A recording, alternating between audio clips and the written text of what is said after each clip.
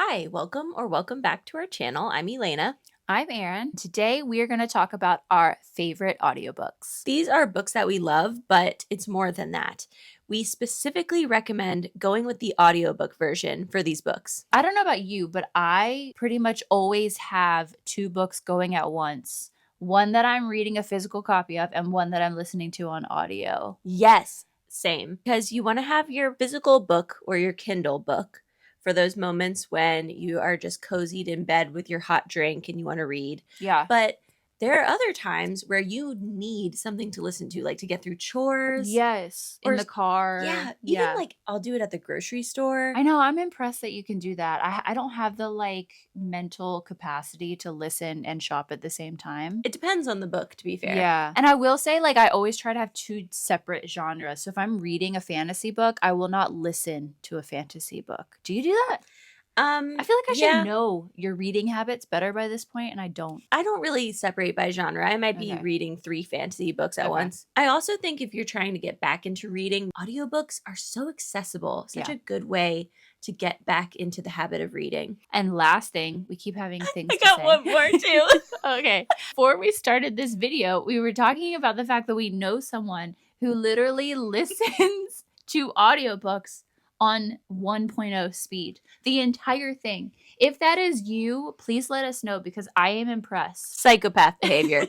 I also think doing it at 2.0 is probably pretty crazy as well. Most of the time 2.0 is a lot. I think 1.4 is the best. 1.4, that's a sweet spot right there. That's a sweet spot. But I am curious to know what you guys listen to it at. So we've decided to separate these recommendations by genre. We've got historical fiction / lit fic, and then we have a contemporary romance section.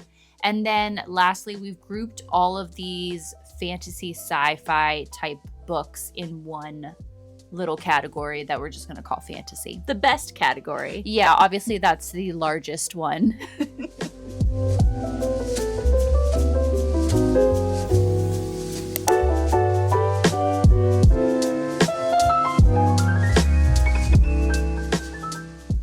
Let's jump in. What do we want to talk about first? Historical fiction and lit fic. Okay, we're just gonna jump right in there with probably the most prolific audiobook narrator of all time, in my humble opinion, which is Julia Whelan. Specifically for historical fiction category, I'm talking about the Kristen Hanna books. I recently listened to The Women by Kristen Hanna. It is based on the women who served in the Vietnam War while they were serving, and then also all of the things that they went through when they returned to the country after the war. It is a really intense novel, very sad, and it was very interesting because in the Goodreads review after I finished it, I gave the beginning or the first half of the book a 4.5 and the second half of the book a 3 or something. Ooh. And I was really trying to figure out why. And it came to me that I listened to the first half of the book and read the second half. And I truly think that Julia Whelan is so good and immerses you so well and really brings the characters to life in such a way that this book felt way more compelling to me at the beginning than it did when I just sat down and read it. Okay, my historical fiction lit fic rec is Hamnet by Maggie O'Farrell, narrated by Elle Potter. This book is set in Shakespeare's time, and it follows his wife and children. It's really interesting. They never even name him as Shakespeare in the book. It's very much focused on how Shakespeare being Shakespeare affected his family and community. It's mostly focused on his wife, and there's a lot of elements of witchcraft. It's very witchy. Yeah. She's a very cool witchy character. The language is definitely on the flowery purple side of things, which I really enjoy personally when it's done well. Yeah. And I think a good narrator can take that kind of poetic language to the next level. And Elle Potter absolutely did that for me listening to this book. I thought she did an excellent job. She does also narrate the Emily Wilde Encyclopedia of Fairies series, and I think those are really good too, but I especially recommend Hamnet. My next pick is The Heaven and Earth Grocery Store, written by James McBride, narrated by Dominic Hoffman. So this book revolves around a Jewish grocery store in the community of Chicken Hill in Pennsylvania, mostly set in the 1920s and 30s. It's kind of marketed as a murder mystery, but that's sort of like the bookends of the story. It's really about the Jewish and Black communities in Chicken Hill and their experiences and how they come together as a town when things happen. It's really, really beautiful. Things like a murder? Well, yeah, but other things that I Okay. can't really go into. Yeah, no spoilers. But the cool thing about this book is that McBride goes through probably like 20 POVs throughout the story. Ooh. And that would make it incredibly difficult to narrate.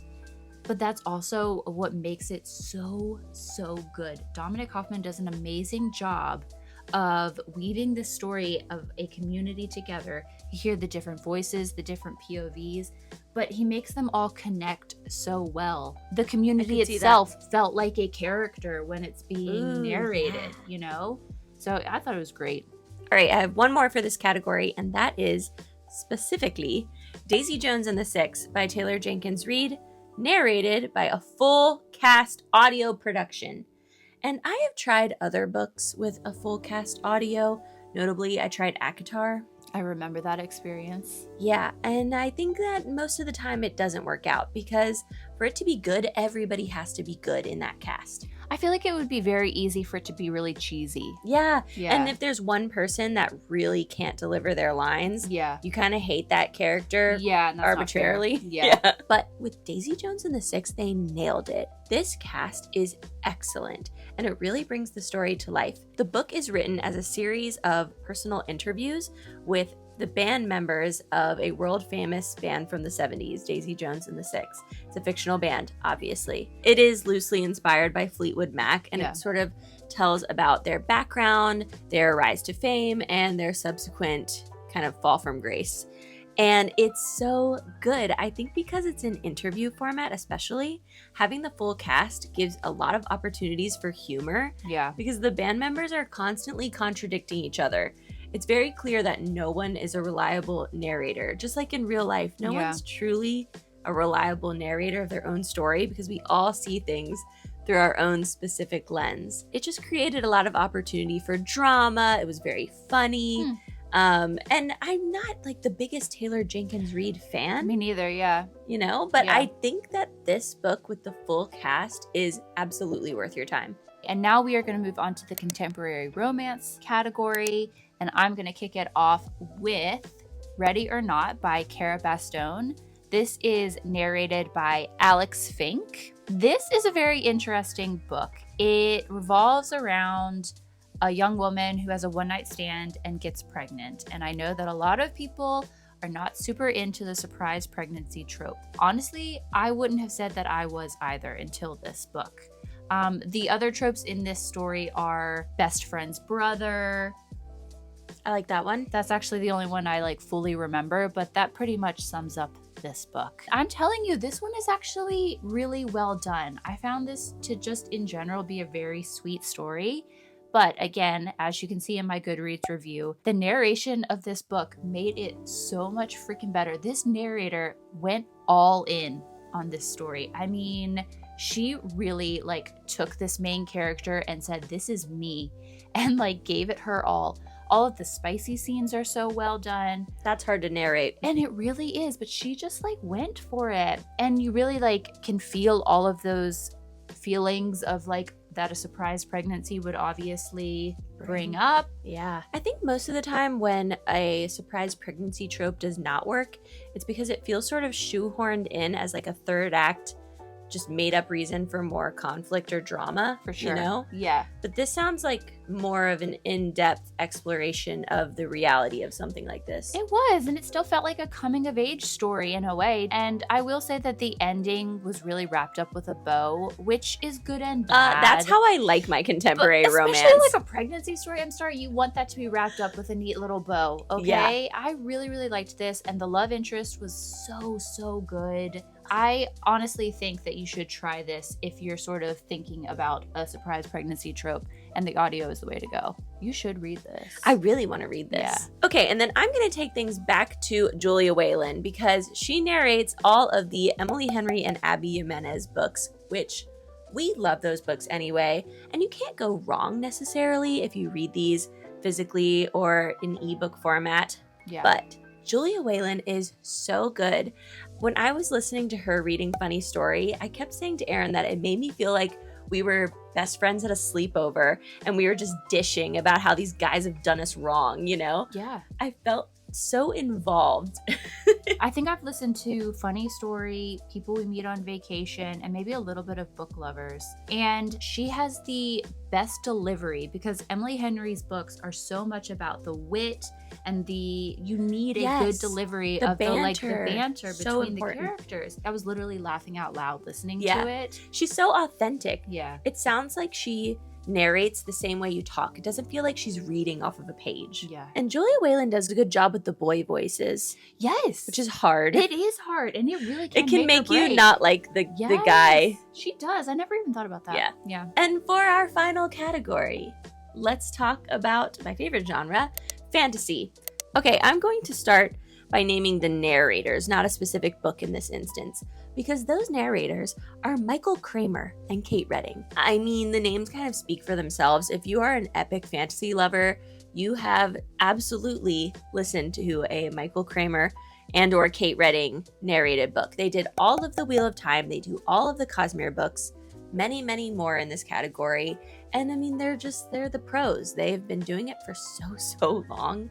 And I find especially Michael Kramer's voice so comforting and soothing because I've listened to so many books narrated by him at this point Yeah. that as soon as I hear his voice, like I know it's going to be good. You know that you get in that mode. Yeah. Yep. They are especially good for those super dramatic, intense, like action-filled scenes, big fights, big reveals, stuff like that. They really do a great job with that. I really can't recommend one specific book, but I do always say that if you are new to the Cosmere, you should start with the Mistborn trilogy.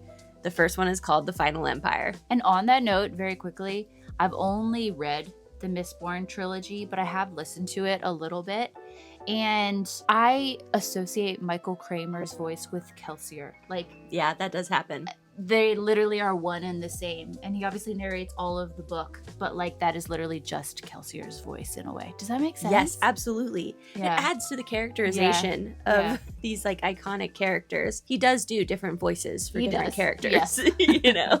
And I know what you mean. There are even times, because I've listened to so many of their narrated works, that I will start a new book and he'll be doing someone's voice and I'm like, it's Kelsier again. Yes, that's it. Yeah. In a good way. In a good way. Yeah.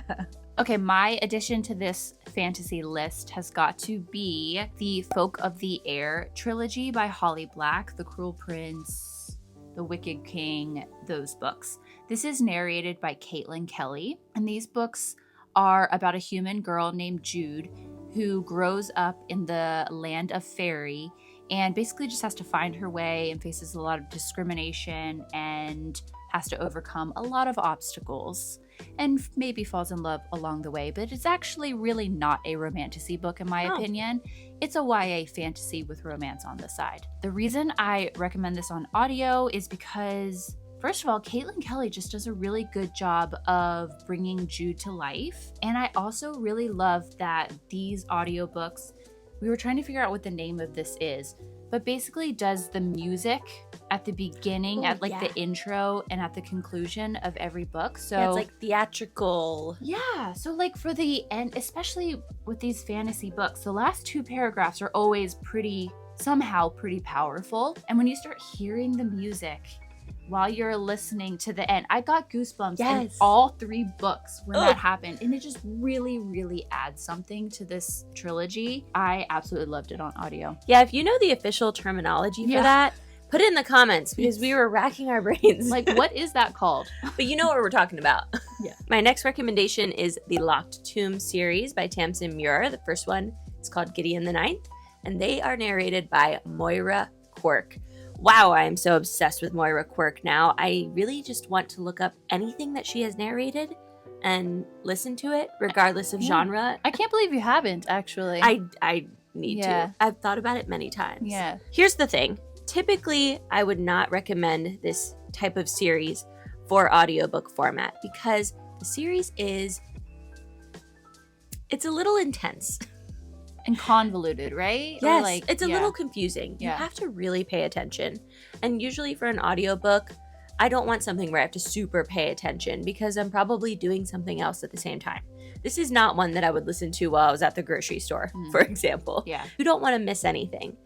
But I genuinely believe you are missing out if you don't experience the audiobook narration of these books because Moira Quirk's delivery really helped me understand what was going on despite how crazy and confusing at times, but in the best way, the plot is for this book. There are parts of the book that I read first on my Kindle and then I went back and listened to it on the audiobook and realized that I had misinterpreted the tone of the dialogue. Like she knows where to emphasize and how to make sure you understand it. I think that's really important. It makes the book so even funnier. It's already quite funny, but it makes it even funnier. And it actually helped me understand what was going on better. This is the only book series that I have ever read twice. First, I listened to it in audiobook, and then I went back and read it on Kindle to make sure I didn't miss anything. I am obsessed with this series. She is obsessed incredible. with this series, yes. I talk about it all the time and annoy everybody around me because it's really that good. The tagline is lesbian necromancers in space, which is technically correct, but I just want to put some disclaimers out there. Necromancers, yes, tons of that. In space, yeah, we're in space. Lesbians, they are lesbians, but this is not a romance, okay? Don't expect romance or you'll be disappointed. Okay. It's like a genre-defying series, in my opinion. Especially the first one has a murder mystery element that's very fun. But overall, these are like dark fantasy. They're kind of grim. There's some body horror going on. Necromancers. Do the audiobook. It's worth it. And wrapping things up with a classic that we have recommended.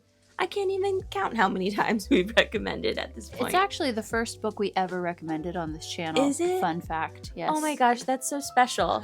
I'm glad because it's worthy of that. It is. And that would be Legends and Lattes by Travis Baldree.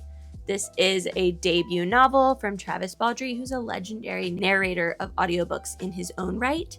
He narrated the Cradle series by Will White, which I haven't read, but I've heard is excellent. I think I would really like it. And this is his book that he narrates himself. So it just takes it right up there to another level. This is a cozy fantasy story. It follows an orc named Viv who literally hangs up her sword. She's done with fighting and she decides that she is going to open the very first coffee shop in the city of Thune. They have never heard of coffee. They don't know what it is. And there she is teaching them what a latte is all about. It is so freaking cute. And So will make cozy. you very hungry, okay? Yes. We've talked in the about this best a way. lot, but the cinnamon roll descriptions are insane. And he does all the little voices for the different characters who are all different species, you know, fantasy species, and he just brings them all to life perfectly. You can tell he almost wrote with these voices in mind because they Yeah. match up so perfectly.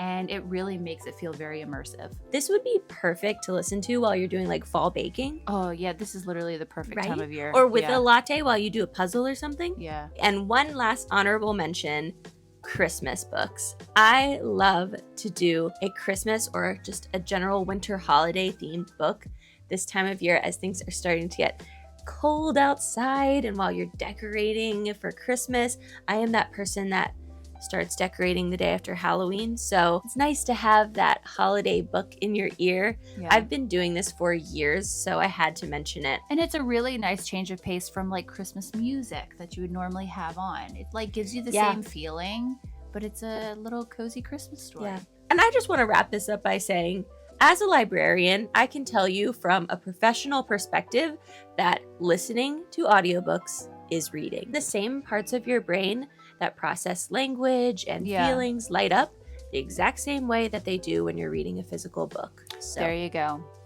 This is how she gets her 100 books a year on Goodreads. That's right. Yeah, a good third of them.